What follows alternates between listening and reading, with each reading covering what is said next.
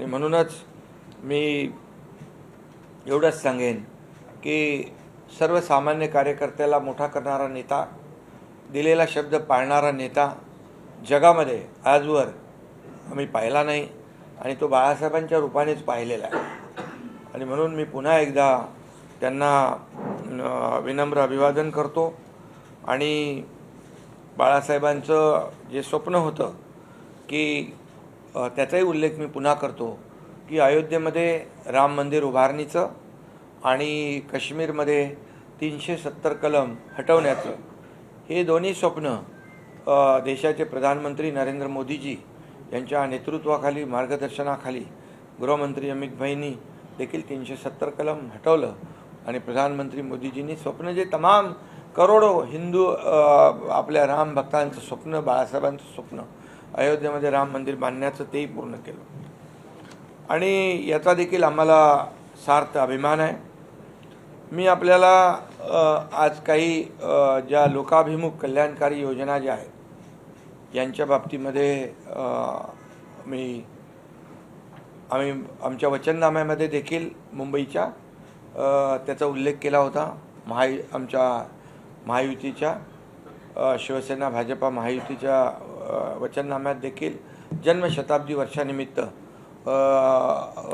तो एक वर्षभर आणि पुढे देखील हा राबवणार. त्यामुळे मुख्यमंत्री आज दावोसमध्ये आहेत, त्यांचंही मी अभिनंदन केलेलं आहे.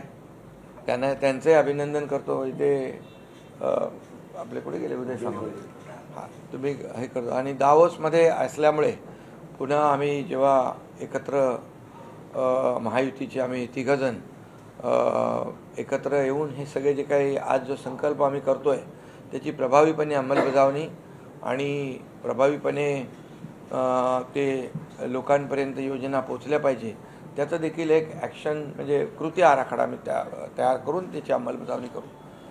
सिद्धेश इकडे आहे ना, तुझा पण एक विषय आहे ना. तर पहिलं तर आपल्याला जन्मशताब्दी वर्षानिमित्त मुंबई महापालिकेच्या वतीने जसं आपण शासन आपल्या दारीच्या धर्तीवर, आरोग्य आपल्या दारी अशा प्रकारचं अभियान आम्ही सुरू करतो आहे. बाळासाहेब ठाकरे आरोग्य आपल्या दारी अभियान. त्यामध्ये